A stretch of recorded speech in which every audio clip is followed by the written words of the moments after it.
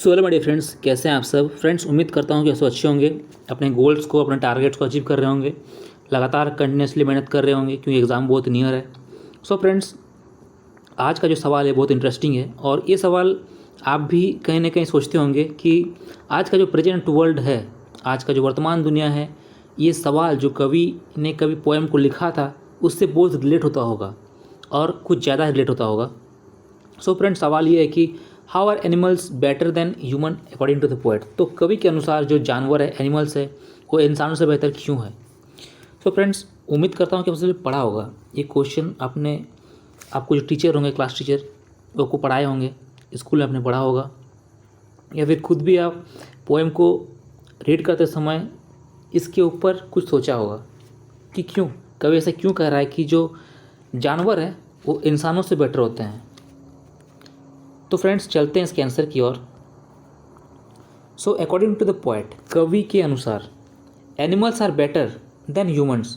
जो जानवर है वो इंसानों से बेहतर है बिकॉज क्योंकि दे आर सेटिस्फाइड, वे संतुष्ट होते हैं, वे संतुष्टि उनमें होती है विद देयर लाइफ्स, वो अपनी ज़िंदगी में संतुष्ट होते हैं। लेकिन फ्रेंड्स, आप इंसान को देखिए, किसी इंसान के पास अगर साइकिल है तो उसको गाड़ी चाहिए, गाड़ी है तो कार चाहिए, कार है तो बंगलो चाहिए। इंसान की एक्सपेक्टेशन कभी ख़त्म नहीं होती, इंसान ख़त्म हो जाता है लेकिन उसकी जो आशाएं होती है, एक्सपेक्टेशन होती है, मेन चीज़ क्या है, उनमें संतुष्टि नहीं होती। लेकिन जानवरों में संतुष्टि होती है, वो अपनी ज़िंदगी संतुष्ट होते हैं। इंसानों के पास इतना सारा सब कुछ होने के बाद वे संतुष्ट नहीं रह पाते हैं, लेकिन जो जानवर होते हैं उनको बस खाना चाहिए और संतुष्टि चाहिए।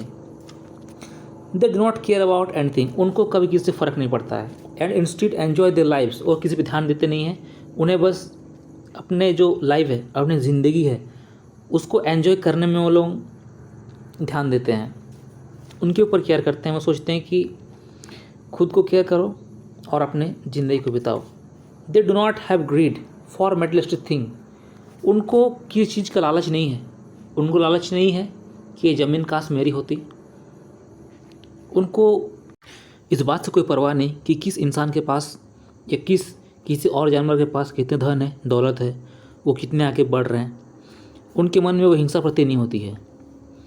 दे नेवर कमिट सिंस, वे कोई पाप नहीं करते हैं, वे कोई सिंस में इन्वॉल्व नहीं रहते हैं, इंडल्ज नहीं रहते हैं।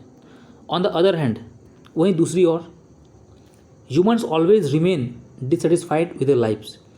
जो ह्यूमन्स होते हैं, इंसान होते हैं, ऑलवेज हमेशा रिमेन डिससेटिस्फाइड, डिससेटिस्फाइड यानी असंतुष्ट होना, विद देयर लाइफ, अपनी ज़िंदगी से।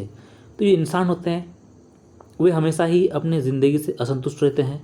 दे are greedy and always try to possess worldly things at any cost.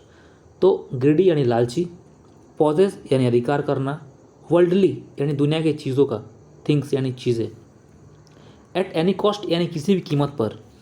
तो दे आर ग्रीडी यानी जो यहाँ पर सब्जेक्ट है ह्यूमन्स है, तो ह्यूमन्स के संदर्भ में कहना चाह रहा है कि जो वे लालची होते हैं।